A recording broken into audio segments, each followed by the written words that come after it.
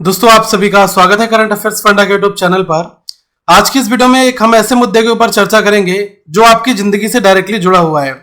बहुत सारे लोग मेहनत करते हैं, तैयारी कर रहे हैं और कहीं ना कहीं पर जब उनकी उम्मीदों के हिसाब से रिजल्ट नहीं मिलता तो वो बहुत ज्यादा डेस्परेट हो जाते हैं, बहुत ज्यादा परेशान हो जाते हैं।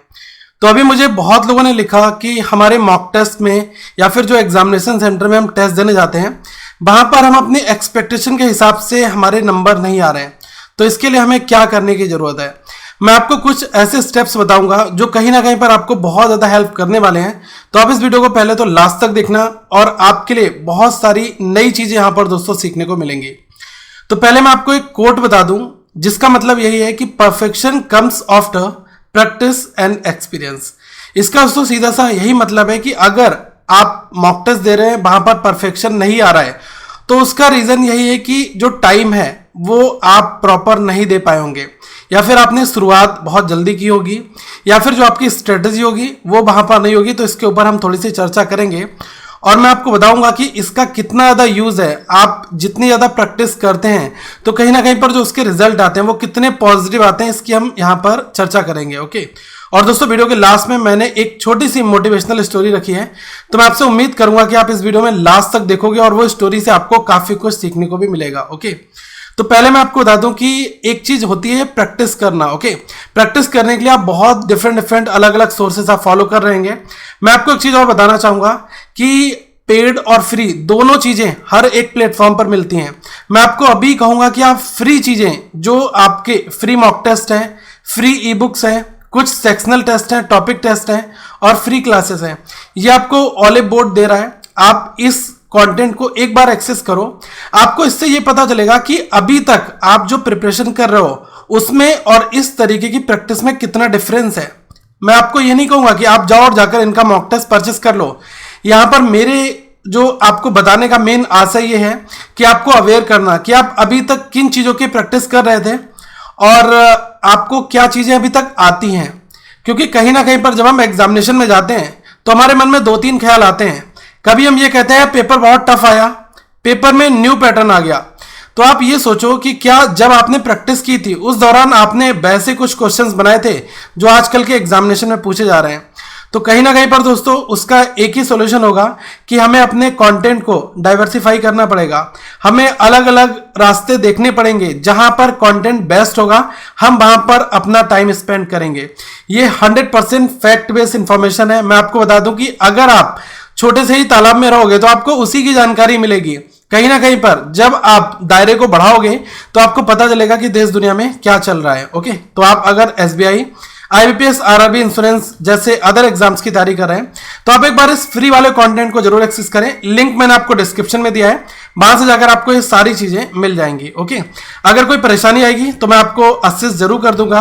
आपको एक चीज मैं यहां पर और बताना चाहूंगा कि इन चीजों के अलावा हम आज के समय में जो सबसे ज्यादा जरूरत है वो ये करने की जरूरत है कि आप अपने वीक एरिया को फाइंड आउट करें। मैं ये जरूर कहूंगा कि जब कभी भी हम किसी बुक को पढ़ते हैं या फिर हम किसी भी मॉक टेस्ट को देते हैं तो वहां पर हमें रिजल्ट मिलता है, वहां पर हमें देखने को मिलता है कि हमने कितना ग्रैब किया या फिर हमारा कितना स्कोर आ रहा है। ठीक है, तो उन चीजों से मैं आपको यह बता सकता हूं कि जब आप उसको एनालाइज करोगे, जब आप उसका असेसमेंट करोगे तो आपको यह पता चलेगा कि आपका जो वीक एरिया है वो कौन सा है। ओके, और मैं ये जरूर कहूंगा कि हर एक पर्सन को आइडेंटिफाई करना चाहिए, फाइंड आउट करना चाहिए अपना वीक एरिया और उसके ऊपर आपको क्वालिटी टाइम देना चाहिए। मैं ये जरूर कहूंगा कि क्वालिटी टाइम का आशय दोस्तों ये है कि ऐसा नहीं है कि आप कहो कि सर मैं तो 6 घंटे डेली मैथ्स पढ़ता हूं फिर भी मेरी मैथ्स अच्छी नहीं हो रही है। तो मैं कहूंगा कि बॉस आप 6 घंटे मत पढ़ो, आप कुछ क्वालिटी टाइम निकालो। मैं कहूंगा कि डेडिकेटेड टाइम निकालो, आप 30-30 मिनट करके आप लगातार बेसिस पर, जैसे 30 मिनट पढ़ाई की, 5 से 10 मिनट का गैप लिया, फिर हमने 30 मिनट का स्लॉट लगाया, उस दौरान आप केवल अपना 100% दो। ठीक है, आप 3 घंटे ही डेली पढ़ोगे, कहीं ना कहीं पर 2-3 महीने 4 महीने आप प्रैक्टिस करोगे, आपको सारी चीजें समझ में आने लगेंगी। सारी चीजें नहीं तो कम से कम 50% तो समझ में आने लगेगा। फिर थोड़ा और टाइम दोगे तो चीजें और ज्यादा मजबूत होंगी। ओके, कभी कभी क्या होता है कि जब हम क्वालिटी टाइम देते हैं तो हमारे अंदर इतनी ज्यादा एक्सपेक्टेशन हो जाती है कि यार फटाफट रिजल्ट आ जाए, और मैं आपको बता दूं कि रिजल्ट तुरंत इंस्टेंटली रिजल्ट हमें देखने को नहीं मिलता। इसमें दोस्तों टाइम लगता है। आप कोई भी काम करोगे, आपको एक बड़ा सीधा सा एग्जांपल दे रहा हूं, 2-3 एग्जांपल दूंगा। आप सपोज कर लो कि आप जिम करने जाते हो, आपको लगता है कि आप 1-2 महीने जिम करते हो, दर्द वर्द बॉडी बहुत ज्यादा करती है, उसके बाद आपको लगता है कि यार पता नहीं कितना टाइम लगेगा, कब मेरी बॉडी इसकी जैसे हो पाएगी, ठीक है। तो उसके लिए क्या है कि आपको वहां पर क्वालिटी टाइम स्पेंड करना होगा। क्वालिटी टाइम का मतलब है कि आपको एक्चुअल वर्कआउट करना होगा। इसका मतलब ये नहीं कि आपका ट्रेनर इधर उधर खिसक कर गया और आपने कह दिया कि मैंने इतने पुशअप कर लिए, मैंने ये वाली एक्सरसाइज भी कर ली, ये वाली एक्सरसाइज कर ली। इससे आप अपने आप को धोखा दे रहे हो। तो मैं यही कहना चाहूंगा कि अगर आप क्वालिटी टाइम स्पेंड कर सकते हैं, that is okay for you. इससे आपको पॉजिटिव रिजल्ट देखने को मिलेंगे। ओके, तो थोड़े समय के बाद मिलेंगे, लेकिन रिजल्ट जरूर आएगा। ओके, तो पहली चीज है असेसमेंट करना, अपनी चीजों को फाइंड आउट करना, उसके बाद उनके ऊपर टाइमिंग देना, और फिर थोड़ा सा टाइम लगाकर देखना कि भाई क्या मुझे देखने को मिल रहा है, पहले 3 महीने पहले मेरी पोजीशन क्या थी और आज के समय में मेरी पोजीशन क्या है। ओके, तो मैं आपको यही बता दूं कि यही कॉन्टिन्यूस वर्कआउट केवल आपको इस तरीके की सिचुएशन से बाहर निकाल सकता है। कोई आपको दवाई ऐसी नहीं है कि घोल के पिला दी जाए और आपका सब कुछ अच्छा हो जाए, ठीक है। देखो, मालूम सबको होता है, लेकिन इस चीजों को अप्लाई करने के लिए एक डेडिकेशन करना पड़ता है, और वो डेडिकेशन आता है जब आप किसी से मोटिवेट होते हैं या फिर कोई आपको कुछ चीजें बताता है। मैं हमेशा ये कहता हूं कि आप सीखो, हर एक जगह से सीखो, लेकिन एटलीस्ट जितना आप सीख रहे हैं उसका इंप्लीमेंटेशन तो करो। आप मेरे वीडियोस को देख रहे हो, ये बहुत ही जनरल बेसिक वीडियोस है। मुझे लग रहा है कि अगर आप इसके बाद अप्लाई करेंगे, आपका रिजल्ट अच्छा आएगा, तो जब आप मुझे फीडबैक में रिप्लाई करोगे कि सर मुझे बड़ा फायदा हुआ, तो मुझे बहुत मजा आएगा। एक चीज दोस्तों मैं आपको बता दूं, थोड़े समय पहले, थोड़ा समय तो नहीं, लगभग 1-1.5 साल की बात है, 1-1.5 साल पहले एक बंदा बहुत परेशान था। उसने मुझे मेल किया, और मेल करने के बाद उसने मुझे पूरी कहानी है मुझे क्या करना चाहिए। वो बोला कि मैं गिव अप करना चाहता हूं। मैंने उसको यही बोला कि देखो यार, आपने पिछले 6 महीनों में इतने एग्जाम दिए, और जब आप स्टार्ट कर रहे थे तब आप 0 पर थे, और कहीं ना कहीं पर आप काफी अच्छे लेवल पर आप पहुंच गए। तो आप प्लीज गिव अप तो मत करो, मुश्किल से थोड़ा टाइम आप और दो, 1 साल और इंतजार करो, एग्जाम दो, अपने जो वीक एरियाज है इनके ऊपर काम करो। फिर अभी जो ये आपने देखा कि 19 मई में जो आपका रिजल्ट आया, 19-20 मई में, ठीक है, तो आईबीपीएस के रिजल्ट में उस बंदे ने मुझे अपना भेजा फोटो खींचकर कि सर मेरा फाइनली हो गया, और अगर आपके बताए हुए रास्ते पर उस दिन मैंने गिव अप कर लिया होता तो आज के डेट में मेरी गवर्नमेंट जॉब नहीं लग पाती।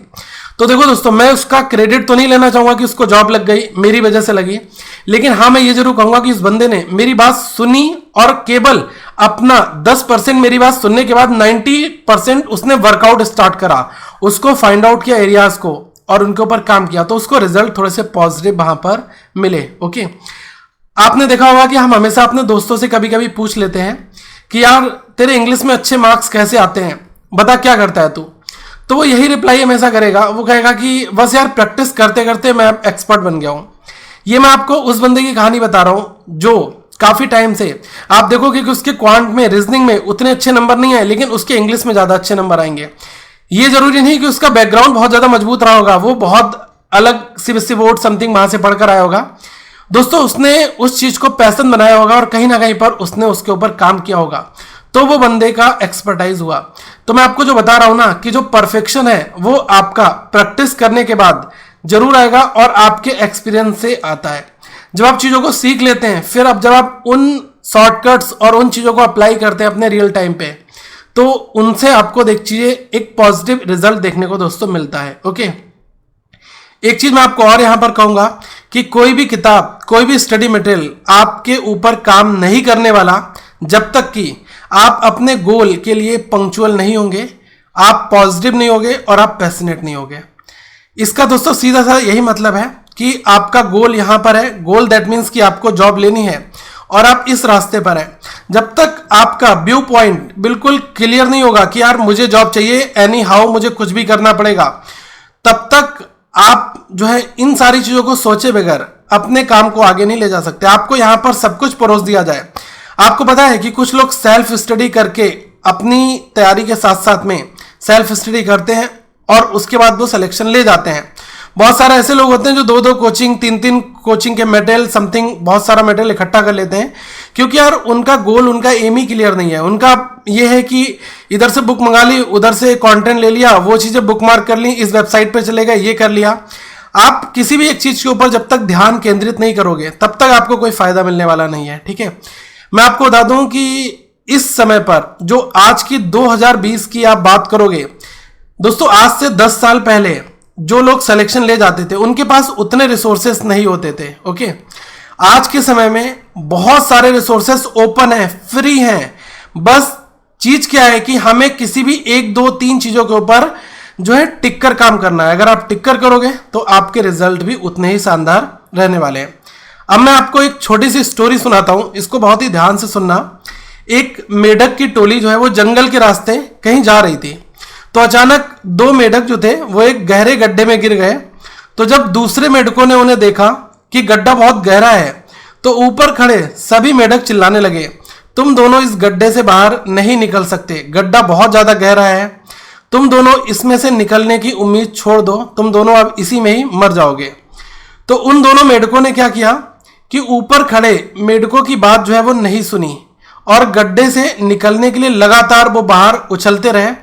और बाहर खड़े मेढक लगातार कहते रहे कि तुम दोनों बेकार में मेहनत कर रहे हो, तुम्हें हार मान लेनी चाहिए, तुम दोनों को हार मान लेनी चाहिए, तुम लोग अब इस गड्ढे से बाहर नहीं निकल सकते। तो उसमें से क्या हुआ, फिर गड्ढे में जो दोनों मेढक गिरे हुए थे, एक मेढक ने ऊपर खड़े हुए मेढकों की बात सुन ली और उसके ऊपर ध्यान दिया और फिर उसने उछलना छोड़ दिया और वो निराश होकर एक कोने में बैठ गया। जो दूसरा मेढक था उसने प्रयास जारी रखा, वो उछलता रहा जितना वो उछल सकता था। इसके बाद जो बाहर मेढक खड़े हुए थे वो सभी मेढक लगातार चिल्ला रहे थे कि यार तुम्हें हार मान लेनी चाहिए, देखो वो मेढक बैठ गया है, उसने ऐसा कर लिया है। फिर वो मेढक शायद उनकी बात नहीं सुन पा रहा था और वो लगातार उछलता रहा और काफी कोशिशों के बाद वो बाहर आ गया। तो दूसरे मेढक जो थे उन्होंने पूछा, क्या तुमने मेरी बात नहीं सुनी? उन्होंने यही पूछा कि क्या मेढक भाई आपने मेरी बात नहीं सुनी? तो उस मेढक ने इशारे करके बताया कि भाई मैं सुन नहीं सकता, आप क्या बोल रहे थे मुझे नहीं पता, लेकिन मुझे केवल इतना पता है कि आप लोग मेरा उत्साह बढ़ा रहे थे, क्योंकि वो लोग ऊपर से चीख रहे थे ना उसको, तो उसको लगा ये लोग मुझे इंकरेज कर रहे हैं, मेरा उत्साह बढ़ा रहे हैं, तब वो बाहर निकल कर आ गया।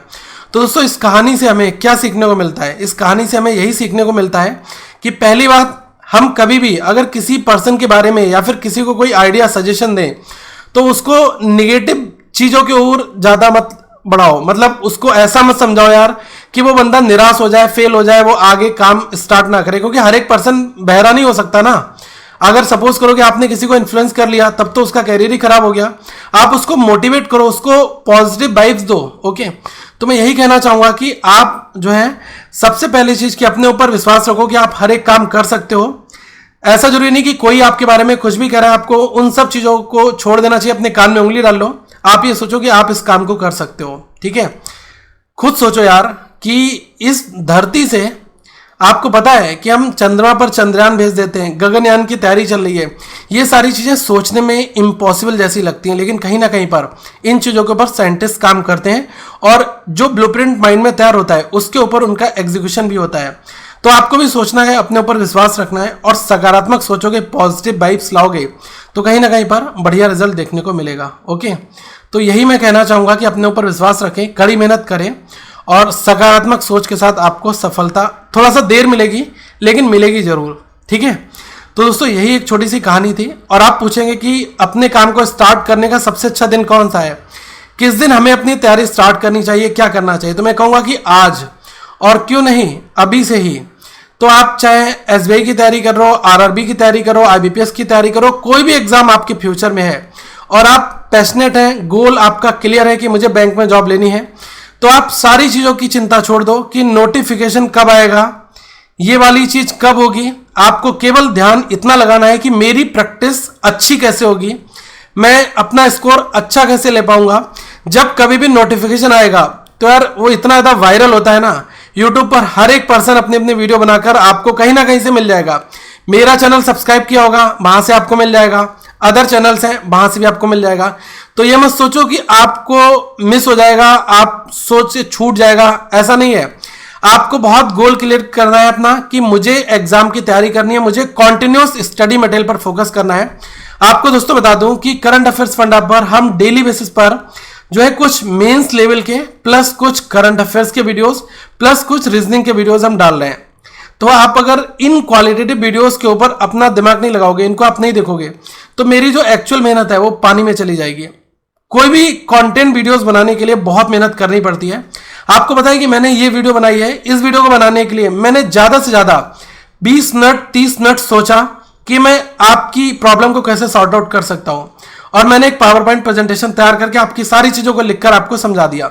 लेकिन आपको पता है कि पहले आपके लिए क्वेश्चन सेलेक्ट करना, उसके बाद उस क्वेश्चन को बेस्ट पॉसिबल वे में सॉल्व करना, फिर उस वीडियो को आपके पास लेकर आना, इसमें मुझे काफी टाइम लगता है। जब आप उस तरीके की वीडियोस को नहीं देखते या फिर उसको आप स्किप कर देते हो तो यार मेरा दिल टूट जाता है। ऐसा लगता है कि मतलब इतना कंटेंट मैं आपके लिए लेकर आ रहा हूं और आपको पसंद क्या आ रहा है? आपको पसंद आ रहा है स्ट्रेटजी, आपको पसंद आ रहा है गुड न्यूज, आपको पसंद आ रहा है इसके बारे में क्लाइमैक्स, इसके बारे में ट्विस्ट। तो ऐसा लगता है कहीं ना कहीं पर आप अपने आप को भी ठग रहे हैं और मैं भी ठगा जा रहा हूं। तो मैं चाहूंगा कि इस लाइफ में आप मेरा पूरी तरीके से जो मेरे अंदर नॉलेज है या जो चीजें मैं आपको सिखा सकता हूं, समझा सकता हूं, आप दोस्तों उनका पूरी तरीके से यूटिलाइजेशन करें। आप हर टाइप की वीडियोस को देखें, आप मोटिवेशनल वीडियोस को जरूर देखें, मैं आपको मना नहीं करूंगा, लेकिन आप उसके साथ में कंटेंट वीडियोस को मिस मत करें। अभी मैंने कल वाले दिन मेंस लेवल के लिए आपको नंबर सीरीज की nth टर्म और उससे जुड़े 3 क्वेश्चन बताए थे जो IBPS PO मेंस के पेपर में पूछे गए थे, लेकिन उस पर लोगों का बहुत कम रिएक्शन आया। लोगों का रिएक्शन रहता है क्लाइमैक्स के ऊपर कि भाई कौन सा मुद्दा बहुत ज्यादा पॉइंट करने वाला है। तो मैं चाहूंगा आपकी आंखें खोलना कि इनसे आपका भला बहुत कम होने वाला है। आपका भला होगा जब आप अच्छे कंटेंट पढ़ेंगे, हर एक पॉइंट के बारे में गुड न्यूज सुन सुनकर आप भी परेशान हो जाओगे। तो मैं आपको वैसी कोई अच्छी खबर नहीं बताना चाहूंगा जो आपके लिए इररिलेवेंट हो, लेकिन आपके लिए जो रिलेवेंट मैटर होगा वो मैं आपको अपने इस चैनल पर दूंगा, और मैं आपके अंदर पूरी एनर्जी से वो चीजें डालने की कोशिश करूंगा कि यार आप संभल जाओ। अगर नहीं संभलोगे तो आप पानी में जा रहे हो, और मैं आपको यही बता दूं कि मैं आपको ऐसे छोड़कर जाने नहीं दूंगा। आपको मैं एक अच्छा इंसान बनाकर ही रहूंगा अगर आप मुझसे जुड़े हुए हो, या तो आप इस चैनल को छोड़कर चले जाओगे। अगर आप मेरे टच में रहोगे तो आपको बहुत सारी ऐसी चीजें देखने को मिलेंगी जो आपको एक अच्छे मार्ग पर लेकर जाएंगी, और कहीं ना कहीं पर आप अपनी फैमिली, अपने फ्रेंड्स, अपने गुरुजनों, अपने दोस्तों को जरूर प्राउड फील कराएंगे। ओके, तो दोस्तों कमेंट करके जरूर बताना कि ये कहानी आपको कैसे लगी, ये सेशन आपको कैसा लगा, और मैं चाहूंगा कि आप इस वीडियो को लाइक करें और दोस्तों तक भी फैलाएं और लोगों तक भी पहुंचाएं, ताकि वो लोग भी अपने मार्ग पर अडिग रहें और कहीं ना कहीं पर उनको भी सफलता मिले। तो अगली वीडियो में फिर मिलेंगे। So thank you guys, have a good day to all of you once again. Please channel को सब्सक्राइब कर दो, बेल आइकन दबा लो ताकि कोई भी चीज आपसे ना छूटे।